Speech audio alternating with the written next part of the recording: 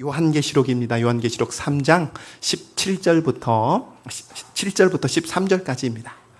요한계시록 3장 7절부터 13절까지의 말씀입니다. 저 한 절 여러분 한 절 함께 교독하겠습니다. 빌라델비아 교회의 사자에게 편지하라. 거룩하고 진실하사 다윗의 열쇠를 가지시니 곧 열면 닫을 사람이 없고 닫으면 열 사람이 없는 그가 이르시되 볼지어다 내가 내 앞에 열린 문을 두었으되 능히 닫을 사람이 없으리라. 내가 내 행위를 아노니 내가 작은 능력을 가지고도 내 말을 지키며 내 이름을 배반하지 아니하였도다. 보라, 사단의 회당 곧 자칭 유대인이라 하나 그렇지 아니하고 거짓말하는 자들 중에서 며칠 내게 주어 그들로 와서 내 발 앞에 절하게 하고 내가 너를 사랑하는 줄을 알게 하리라. 내가 나의 인내의 말씀을 지켰은즉 내가 또한 너를 지켜 시험의 때를 면하게 하리니 이는 장차 온 세상에 임하여 땅에 거하는 자들을 시험할 때라.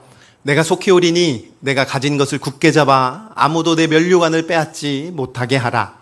이기는 자는 내 하나님 성전의 기둥이 되게 하리니 그가 결코 다시 나가지 아니하리라. 내가 하나님의 이름과 하나님의 성 곧 하늘에서 내 하나님께로부터 내려오는 새 예루살렘의 이름과 나의 새 이름을 그 위에 기록하리라. 함께 읽겠습니다. 귀 있는 자는 성령이 교회들에게 하시는 말씀을 들을지어다. 아멘. 저희들이 계속해서 사도행전을 나가고 있는데 저 오늘은 이 요한계시록 말씀이 지금 7월 한 달 저희들이 새벽에 무엇을 하고 있냐면 새벽기도 말씀을 가지고 저희들이 매일 성경을 가지고 함께 같이 묵상하고 있는데요. 이제 그 중에 2장부터 쭉 시작되는 7교회에 대해서 이렇게 나오더라고요. 그래서 지금 금요철에나 또 오늘 같은 경우는 특별히 그 중에 한 교회를 제가 좀 이렇게 가져왔습니다. 여러분들과 좀 함께 나누고 이 하나님께서 세우신 그리스도 예수께서 피값으로 세우시고 머리 되시는 그 그리스도의 예수의 영광이 가득한 이 교회가 어떤 교회인지 그리고 우리는 또 어떤 삶을 살아내야 되는지 여러분들과 좀 함께 나누고자 오늘 이 요한계시록 말씀을 좀 가져왔습니다. 여러분, 요한계시록은 말씀 그대로 누가 이 계시록을 작성했냐면 요한이 작성한 성경입니다. 다만 우리 성령 하나님의 감동 따라서 지어진 하나님의 말씀인데요. 기록 시기를 대략적으로 보면은요, AD 95년에서 96년 정도에 저희들이 이제 신학자들이 또 성경학자들이 보통 거론하기를 AD 95년에서 96년입니다. 그러니까 이 시기는 요한이 굉장히 노년에 있었던 시기입니다. 그리고 그가 반모섬이라는 그 곳에서 유배되었을 때 지은 성경입니다. 이 지중해 작은 여러 가지 섬들 중에 로마 사람들이 자꾸만 그들에게 대적하는 이들을 향하여 유배를 시켰던 곳이 바로 이 반모섬이 그곳의 한 곳인데요. 그곳에서 95년과 96년경에 그곳에서 성경을 이 요한계시록을 기록했던 것이죠. 그러니까 우리가 알고 있는 그 도미티아누스라는 그 로마의 황제의 시기에 있었던 기록된 성경입니다. 여러분, 우리가 이 요한계시록을 보통 딱 그냥 요한계시록이라는 성경을 딱 대할 때 느껴지는 보통 어떠한 감정들이 있잖아요. 어떤 마음들이 있잖아요. 그것이 무엇이냐면 첫 번째, 어렵다 라는 겁니다. 이렇게 보면 굉장히 어려운 성경 같다. 그래서 시작은 요한계시록 1장 1절로 시작하지만 뭔가 이렇게 표현들이 여러 가지 예를 들면 해를 입고 달을 신고 12벌로 된 모자를 쓰고 또 머리가 7개고 또 이런 짐승들도 나타나고 말도 그냥 말이 나타나는 게 아니라 검은 말도 나타나고 청황말도 나타나고 또 숫자는 왜 이렇게 많은지 모르겠어요. 천년왕국도 있고 우리가 너무나도 잘 아는 666이라는 것도 있고 요즘 이 단어를 모르면 그렇잖아요. 14만 4천 명이라느니 이런 여러 가지 숫자들이 계속해서 나오니까 이게 무엇을 의미하는지 의도하는지를 우리가 잘 모르니까 읽다가 이게 잘 모르겠는데 하고 쉽게 덮어버리는 성경 중에 하나가 요한계시록이고요. 또 하나가 또 읽다 보면 이게 계시라는 이 단어 자체가 주는 어감에 있어서 그런지 무섭다, 또 두렵다라는 마음들도 가지는 분들도 계시더라고요.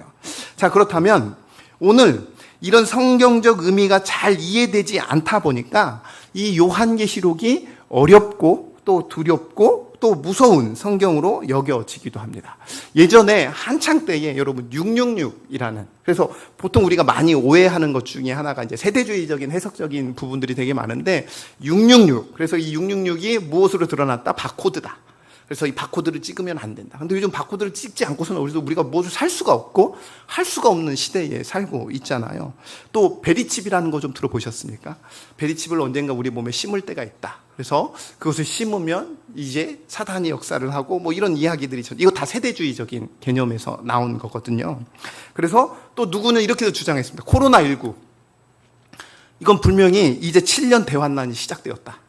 이렇게 해석하시는 여러분들도 계셨다는 거죠. 그런데 중요한 건요, 여러분들 꼭 기억하여 주셨던 건 하나는 뭐냐면, 요한계시록에 나오는 상징들이 있잖아요. 이 상징들이 어디에 근거를 두고 있냐면 구약성경에 근거를 두고 있습니다. 그러니까 이러한 표현 자체들이 다 구약성경에 근거를 두고 있어요. 가장 대표적인 게 에스겔서입니다. 그리고 다니엘서입니다. 이제 묵시록 중에 다니엘에서도 있고 또 스가랴에서도 있고, 이러한 예언서에 나오는 여러 가지 상징들이 고스란히 이 요한계시록에 많이 차용이 되었어요. 그러니까 그냥 갑자기 요한이 자기 마음 따라서 한 게 아니라 창세전부터 하나님께서 예비하신 이 성경이 쭉 기록되어지면서 그곳에 성령 하나님께서 감동으로 쓰여진 구약의 선지자들을 통하여 쓰여진 그런 상징들이 고스란히 이 요한을 통해서도 사용이 되었다는 거죠. 그러니까 우리가 이 상징들이 가지고 있는 의미를 구약의 성경과 함께 같이 바라보면 우리는 충분히 이 요한계시록에 담겨진 의미를 볼 수 있다는 겁니다. 그렇구나. 그럼 한번 도전해봐야지 하고 다시 시작해도 또 어려울 수 있습니다. 그래서 때가 되면 언젠가 저와 함께 성경 공부를 한번 했으면 하는 시간이 있고요. 자, 오늘은 그렇다면 개요적인 부분을 한번 살짝 저희들이 짚고 넘어갈 텐데, 왜 AD 95년하고 96년쯤에 예수님께서 요한을 통해서 이 말씀을 주셨을까요? 우리 1장 1절 말씀 한번 같이 읽어보았으면 좋겠습니다. 요한계시록 1장 1절입니다. 우리 화면 보시면서 한번 같이 읽겠습니다. 시작. 예수 그리스도의 계시라. 이는 하나님이 그에게 주사 반드시 속히 일어날 일들을 그 종들에게 보이시려고 그 천사들 그 종 요한에게 보내어 알게 하신 것이라. 아멘.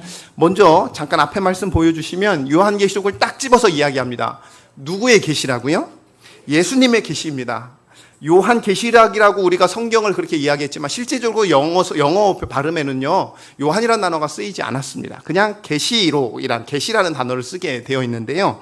그 요한계시록은 말 그대로 예수님의, 오늘 1장 1절의 말씀처럼 예수님의 계시입니다. 이제 우리가 헬라어로는 아포칼립시스라는 이 단어를 쓰고 있는데, 여기서 나온 그 영화 중에 하나가 뭐 아포칼립토라든지 이런 단어가 다 이제 뒤에 나오는 파생된 단어 중에 하나입니다. 뜻이 뭐냐면 드러내다라는 뜻을 가지고 있습니다.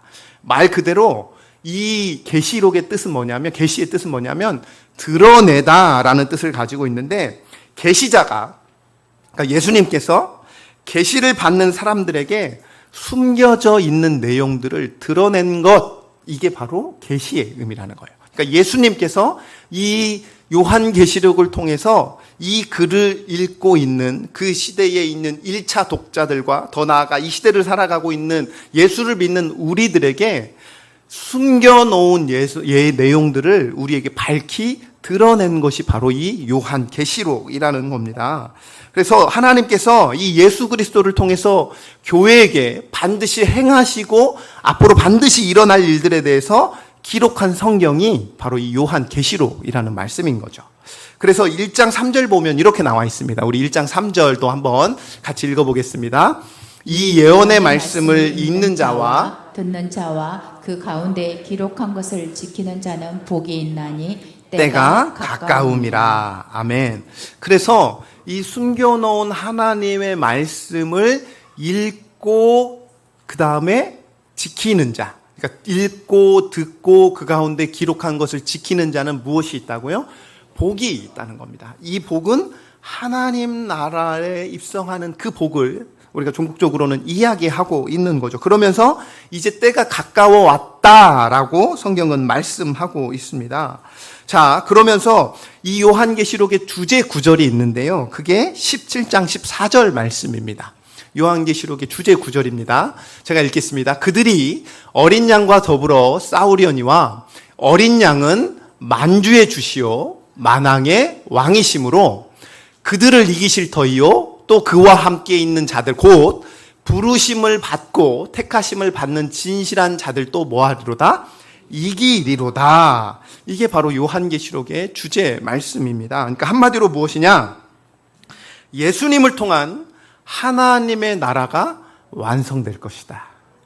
그리고 그 이기는 자에게 이 하나님의 나라를 허락하신다라는 게 바로 이 요한계시록의 주제입니다. 그러니까 역사의 주관자이신 하나님의 약속이 담겨 있습니다. 그러니까 이 요한계시록은 하나님의 약속이 담겨 있는 말씀입니다. 그렇다면 이 약속의 말씀을 과연 누구에게 주었는가? 바로 이 시대의 교회로서 살아가고 있는 우리에게 주신 말씀이라는 거예요.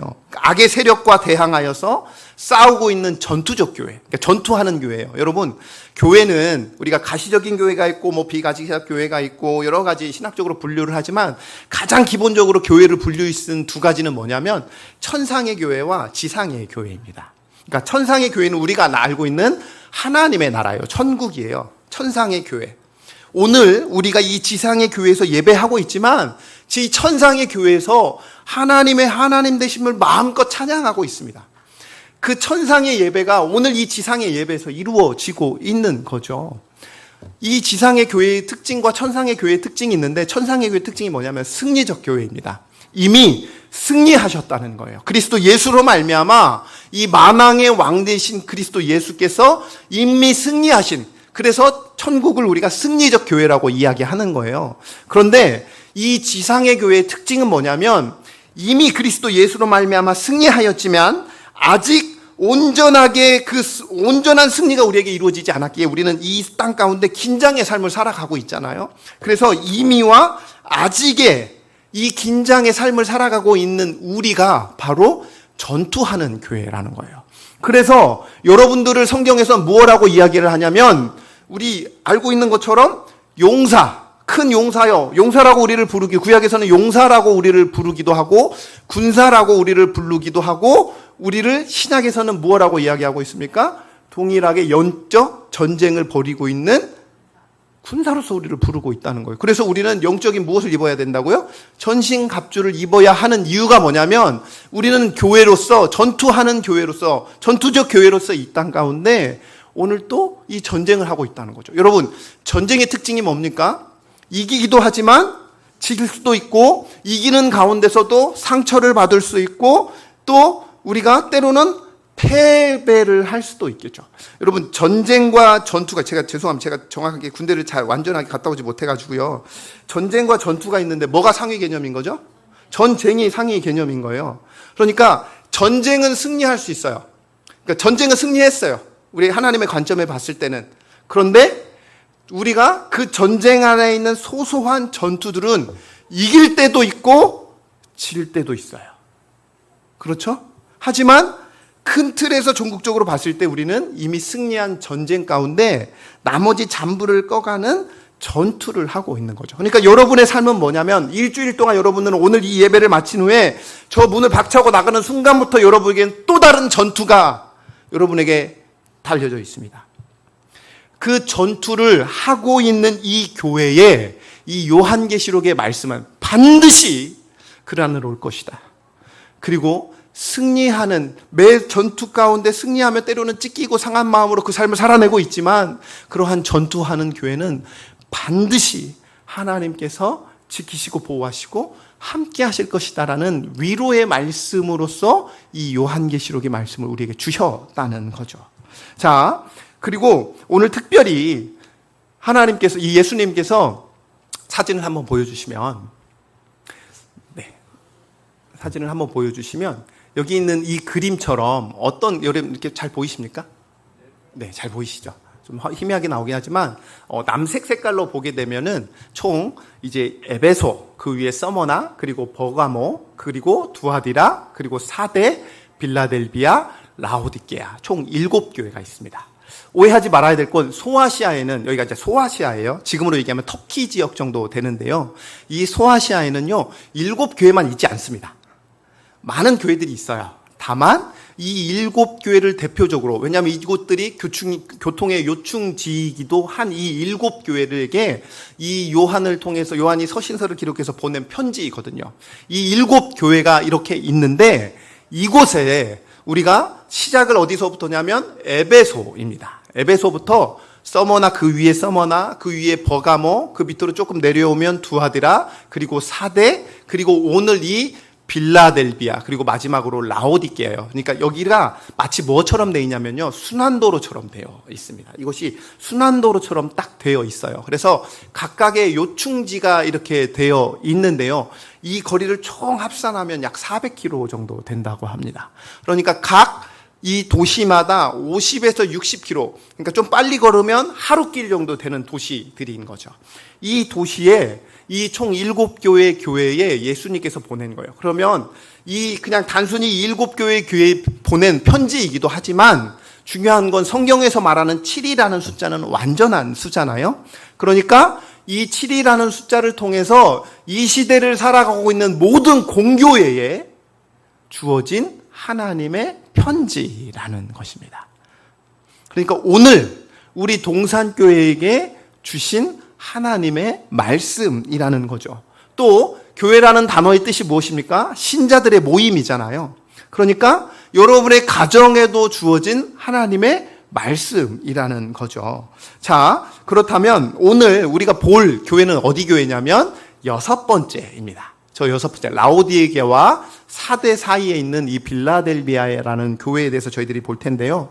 여러분, 성경의 이 7교회 중에 주 특징이 뭐가 있냐면, 예수님께서 먼저 문안 인사를 하고요, 그리고 그 교회에게 자신이 누구인지를 각 교회마다 그 상황에 맞게끔 소개를 하고요, 그리고 소개하면서 책망이 있습니다.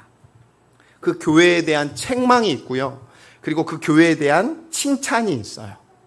그리고 그 교회에 대해서 권면합니다. 그 모든 것들을 이기는 자는 어떻다고 이렇게 권면을 하고 마지막 인사를 하게 되는 게 이 서신서의 기본 주축인데요. 유일하게 두 교회만이 책망을 받지 않았습니다. 먼저 1번에 있는 에베소하고 7번에 있는 라오디게아 교회는요, 가장 많은 책망을 받았습니다. 굉장히 심하게, 너는 첫사랑을 잃어버렸다, 그렇게 에베소 교회에게는 했고요. 라오디게아 교회는 여러분도 아는 것처럼 너는 뜨던지 뜨겁던지 차갑던지 둘 중에 하나만 해, 미지근하게 살아가지 마! 라고 굉장한 책망을 하고 있습니다.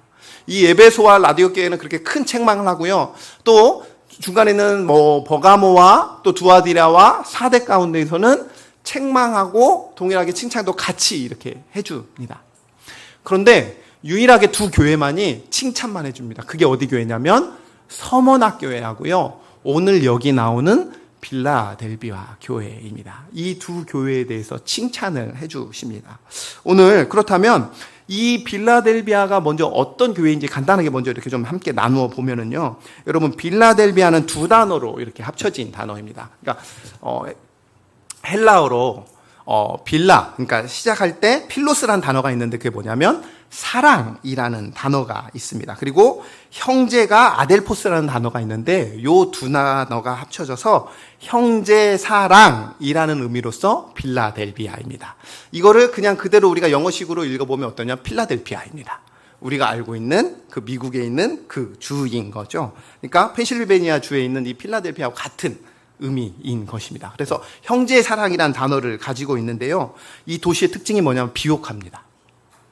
그래서 뭐가 잘났냐면 포도주로서 굉장히 유명한 도시가 이 빌라델비아입니다. 그래서 이곳에는 역시나 뭐가 하나 심겨져 있었냐면 술의 신이 있었습니다. 술의 신. 그들이 술의 신을 믿고 살았거든요. 그러니까 디오니수스라는 이 술의 신을 숭배하며 이 도시는 살았던 거죠. 그러니까 나름 괜찮은 도시였는데 문제가 뭐냐면 AD 한 17년 정도에 이곳에 뭐가 있냐면 대지진이 한번 일어났었습니다. 그러다 보니까 건물이 완전히 무너졌고요. 한번 그렇게 대지진이 있다 보니까 사람들이 이곳에서 더 이상 살기를 두려워하는 거예요. 그래서 많은 사람들이 이 도시를 떠났습니다. 그러니까 이 도시가 어떻게 됐겠어요? 점점 황폐화가 되기 시작했던 거예요. 도시 자체가 굉장히 가난해져 버렸습니다. 여러분, 도시의 경제가 곤두박질 치니까 당연히 교회의 경제도 어떻게 됐을까요? 곤두박질 쳤죠. 그래서 이 빌라델비아의 교회의 가장 큰 특징이 뭐냐면 굉장히 가난합니다. 가난한 교회 중에 하나가 이 빌라델비아 교회입니다. 그래서 성경에서 뭐라고 표현을 했냐면 작은 능력을 가졌다라고 말하는 이유가 바로 가난했기 때문이라는 거죠. 우리 7절 말씀 한번 같이 읽어보도록 하겠습니다. 7절입니다. 빌라델비아 교회의 사자에게 편지하라. 거룩하고 진실하사 다윗의 열쇠를 가지신 이 곧 열면 닫을 사람이 없고 닫으면 열 사람이 없는 그가 이르시되. 아까 말씀드렸던 것처럼 각 교회마다 예수님께서 자신을 소개하는데 여기서는 뭐라고 소개했냐면 거룩하고 진실하사 다윗의 열쇠를 가지신 이, 바로 예수님께서 자신을 이렇게 소개를 했다는 거죠. 그러니까 빌라델비아 교회를 향해서 주님 스스로가 거룩하고 진실하고 다윗의 열쇠를 가지시니 곧 열면 닫을 사람이 없고요, 닫으면 열 사람이 없다라고 예수님께서 자신을 소개하셨습니다. 사랑하는 성도 여러분, 이 다윗의 열쇠라는 이 말체 자체가 어디에서 가져온 말씀이냐면 구약에서 이사야서에서 가진 말씀인데요. 우리 한번 같이 읽어보도록 하겠습니다. 이사야서 22장 22절입니다. 내가 또 다윗의 집에 열쇠를 그의 어깨에 두리니 그가 열면 닫을 자가 없겠고 닫으면 열 자가 없으리라. 없다. 아멘. 이 이사야서 말씀을 가지고 예수님께서 빌라델비아 교회에게 자신을 소개했다는 거예요. 사랑하는 성도 여러분, 이 열쇠를 가졌다는 건 결국 뭐냐면 온 땅의 주인이 누구시라는 거죠? 예수님이시라는. 교회의 주인이 예수님이라는 걸 넘어서서 온 땅의 주인이 예수님이어서 그가 한번 닫으면 어느 누구도 열 자가 없고요, 그가 한번 열면 그 어느 누구가 닫으려고 해도 닫을 수가 없다는 것입니다. 사랑하는 성도 여러분, 오늘 이 말씀이 여러분에게 힘이 좀 되었으면 좋겠습니다. 왜 힘이 되었으면 좋겠냐면 주님과 동행하는 여러분의 삶, 또 주 안에서 계획하는 모든 일들, 또 여러분의 그렇게 하나님의 일들을 감당하고 갖고 가는 여러분의 인생에 모든 것들이 열리는 은혜가 있기를 소망합니다. 세상은 여러분의 삶을 닫으려 할 거거든요. 어떻게든 여러분의 삶을 막게 하고 또 여러분의 삶들을 힘들게 하고 다 할 거지만 한번 예수님께서 여시면 그 어떤 것도 닫을 수 없다고 말씀하고요, 또 한번 예수님이 닫으시면 그 어떤 것도 열 수 없다는 거예요. 그러니까 이 말은 다른 말로 하면 뭐냐면 하나님께서는 열 때가 있고요, 하나님께서는 닫을 때가 있다는 거예요. 닫을 때는 뭐 하셔야 돼요? 온갖 세상의 것들로 갖다가 열려고 노력하지 말라는 거예요. 또 하나님이 열겠다 하실 땐 그 어떤 누구도 이 문을 닫을 수 없다는 거예요. 우리는 이 순리를, 우리는 이것을 반드시 기억하고 우리는 말씀 앞에서 또 상황 앞에서 하나님 앞에 엎드리며 기도하는 거예요. 이게 우리 신자가, 교회가 살아내야 되는 삶의 태도라는 거죠. 그렇게 주님 앞에서 때로는 문 앞이 굳게 닫혔을 때 우리의 계획보다 더 크신 주님의 뜻이 있음을 우리가 신뢰하고요, 또 우리 앞에 그렇게 열어주시는 주님 앞에서는 우리가 감사함으로, 찬양과 겸손함으로 주님 앞에 나아가야 한다는 거죠. 이게 교회가 주님 앞에 살아가야 할 삶의 모습이라는 것입니다. 우리 이렇게 살아가시는 저와 여러분 되시길, 또 그렇게 늘 주님이 여실 때에 감사함으로 나아가고 때로는 막으셨을 때, 닫으셨을 때 주님 앞에 엎드려 주님의 뜻을 깨닫는 귀하고 복된 저와 여러분 되시길 주님의 이름으로 간절히 축원합니다. 우리 8절 말씀 한번 같이 읽겠습니다. 8절입니다. 시작. 볼지어다 내가 내 앞에 열린 문을 두었으니 능일 닫을 사람이 없으리라. 내가 내 행위를 아노니 내가 작은 능력을 가지고서도 내 말을 지키며 내 이름을 배반하지 아니하였도다. 아멘. 여러분, 볼지어다 기억하십시오. 우리 앞에 무슨 문을 두었다고요? 열린 문을 두셨다는 겁니다. 여러분 인생 가운데 그리스도 예수를 믿고 그리스도 예수를 붙잡고 그의 뜻을 쫓아 행하는 교회와 가정과 일터와 사업장 가운데 여러분의 인생 가운데 하나님께서 열린 문을 두셨다는 겁니다. 그런데 이 열린 문은 그 어떤 사람도 능히 닫을 수 없다는 거죠. 이러한 은혜가 여러분 가운데 가득하기를 소망합니다. 그러면서 계속해서 말씀합니다. 내가 내 행위를 아노니 내가 작은 능력을 가지고서도 무엇하면 내 말을 지키며 내 이름을 배반하지 아니하였다는 겁니다. 왜 이 빌라델비아 교회 앞에 이 열린 문을 두었는가? 그 이유가 무엇이라고 여기서 기록하고 있냐면 그 교회의 지금 상황이 어떻다는 거예요? 작은 능력을 가져왔다는 거예요. 여기서 여러분 작다라는 말이 무슨 논이냐면 우리가 이제 미크로스라는 단어를 쓰는데 여기서 나온 단어가 우리가 마이크로 뭐 이런 단어 들어보셨잖아요. 여기서 나온 단어인 거예요. 그러니까 굉장히 작았다는 거예요. 굉장히 작았다는 거예요. 여기서 작은 능력은 거의 없다. 사람의 눈으로 보기에는 거의 없다. 아무것도 보이지 않는다. 하찮다. 라는 의미로서 작은 능력이라고 말하는 겁니다. 재정적으로도 넉넉하지 않았고요. 사회적으로도 영향력이 적었다는 것입니다. 이러한 교회였다는 거예요. 그런데 이런 교회에 어떤 어려움, 이렇게라도 참 힘들게 살아가는 이 교회에 어떤 어려움이 또 하나 추가되었냐면 9절 말씀인데요. 제가 9절 한번 읽겠습니다. 보라, 사탄의 회당 곧 자칭 유대인이라 하나 그렇지 아니하고 거짓말을 하는 자들 중에서 며칠 내게 주어 그들로 와서 내 발 앞에 절하게 하고 내가 너를 사랑하는 줄을 알게 하리라. 그렇지 않아도 재정적으로 팍팍한 이들이었는데 그렇지 않아도 어려운 이들의 삶이었는데 문제가 뭐였냐면 자칭 유대인이라 하는 이들 때문에 여러 면에서 고난을 당했다는 거예요. 왜 힘들어했냐면 그때 당시에 유대인들이 어떤 혜택을 받고 있었냐면 로마 사람들로부터 그들이 받고 있었던 많은 혜택들이 있어요. 그런데 그들이 보기에는 유대인들과 기독교인들이 비슷비슷하잖아요. 어차피 한 하나님을 믿고 있으니까. 그러니까 이 혜택을 나누어 줘 버릴까봐, 자기에게 있었던 혜택을 뺏길까봐 이 유대인들이 이들에게 굉장히 힘들게 했습니다. 그러니까 그들에게 이 유대인들이 로마인들에게 자꾸 고자질을 하는 거예요. 이들이 성찬을 할 때마다 봐라, 이들은 직접 사람의 피를 마시고 있고, 이들에서 계속 억울하게 만드는 일들을 이들의 삶 가운데 계속 가득하게 했던 거죠. 회방하고 비방하고 이런 것들이 끊임없이 있다 보니까 그렇지 않아도 이 도시 자체가 가난했는데 더욱이 그들의 삶이 불안정했고 어려웠었다는 것입니다. 이러한 위기의 가운데 있는 이 어려움 가운데서도 빌라델비아가 했었던 것이 무엇이었냐면 도시를 섬기는 작은 능력이 있었습니다. 보통 사람이라면 이 어려움 가운데 있다면 위축되고 자신에게 집중하게 되는데요. 이 교회의 특징이 무엇이었냐면 그렇게 힘든 가운데서도 이 작은 능력을 가지고 위기의 도시를 주 안에서 생명력 있게 살리려고 무단히도 노력했다는 것입니다. 여러분, 그러면서 칭찬의 이유를 계속해서 보여주시면 여러분 여기에 실제적으로 8절 말씀 다시 한번 보여주시면요. 8절 말씀을 한번 보여주십시오.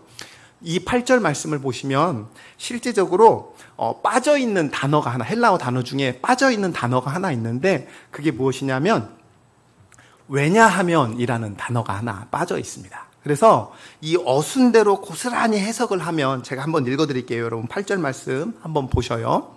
자, 네, 내가 내 행위를 안다. 보아라. 내가 내 앞에서 누구도 닫을 수 없는 문을 열어놓았다. 왜냐하면 내가 작은 능력을 가졌으나 그럼에도 내 말을 지켰고 내가 작은 능력을 가졌으나 내 이름을 배반하지 않았기 때문이다. 그러한 너에게 내가 어느 누구도 닫을 수 없는 문을 열어놓았다. 이것을 볼지어다. 기억해라 라고 말씀하고 있습니다. 사랑하는 성도 여러분, 주님께서는요, 이게 이 시대에 살아가는 우리에게 고스란히 현대적인 적용을 해본다면 빌라델비아 교회, 여러분 이 교회 위에 어떤 교회가 있는지 아십니까? 혹시 사진 한번 보여주실 수 있겠습니까?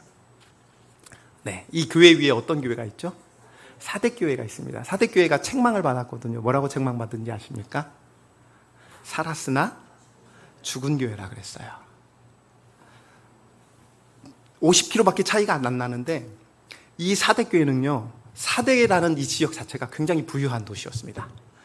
그러니까 빌라델비아는 굉장히 가난한 도시였는데 이 사대교회는 굉장히 부유한 도시였어요. 그러니까 이 사대교회 자체도 굉장히 부유했어요. 보여지는 건 굉장히 많았어요. 그래서 살아있는 것처럼 보였지만 실제적으로 그들의 삶에는 생명력이 없었어요. 복음이 없었어요. 그래서 예수님께서 뭐라 책망하셨냐면 살았으나 그 시대의 흐름을 따라 그 사대교회의 교인들은 그 사대가 가지고 사대교회, 사대라는 도시가 가지고 있었던 여러 것들을 세속적으로 다 따라 행했거든요. 이겨내지 못하고 극복하지 못하고 그들의 세상 사상과 그들의 세속적인 가치관들을 그대로 따랐어요. 하지만 이 빌라델비아는 그렇지 않았다는 거예요. 작은 능력에도 불구하고 하나님 앞에서 거룩을 지키며 이 생명을 그들 가운데 일으켜 세웠다는 거죠. 이게 바로 이 사대교회의, 이 빌라델비아 교회의 특징이라는 것입니다. 여러분, 우리가 세상적인 기준으로 우리가 교회를 다시 한번 이렇게 세속적으로 또 교회를 바라본다면 우리가 이렇게 생각할 수 있습니다. 한번 잘 생각해 보십시오. 여러분, 예수님께서 빌라델비아의 교회를 칭찬을 했는데 뭘 가지고 칭찬을 하지 않았냐면 그 교회가 양적인 성장을 이루고 재정적인 안정성을 이루고 사회적 영향을 점점 가졌다 해서 그것을 근거로 칭찬하지 않았습니다. 무엇을 가지고 칭찬했냐면 세상적인 관점에서는 작고 연약하고 힘없는 교회였지만 주님의 말씀을 잘 지키고 주님의 이름에 합당한 삶을 살았던 그 교회를, 그 모습을 보고 주님께서 빌라델비아 교회를 칭찬하셨어요. 그러니까 보통 우리가 뭐라고 생각을 하냐면 하나님께서 우리에게 능력을 주셔가지고 그것으로 하나님께 내가 영광을 올려드리겠습니다. 하나님, 그러니 지금 내 삶을 회복시켜 주시고 지금 이 상황, 이 어려운 상황을 주님께서 타게 하시면 그 모습을 보고 또 수많은 영혼들이 주님께 돌아오지 않겠습니까? 주님, 그러니 지금 이 모든 것들을 다시 한번 다 영광스러운 모습으로서 회복시켜 주시옵소서라고 우리가 그렇게 기도할 때가 있다는 거죠. 또 그렇게 우리가 성취하면 하나님께서 잘했다 나의 충성된 종아라고 칭찬해 주실 거라는 막연한 우리의 생각들 위에 마음속에 있을 수 있다는 거죠. 그런데 잘 보면 그게 세상의 기준이었다는 거예요.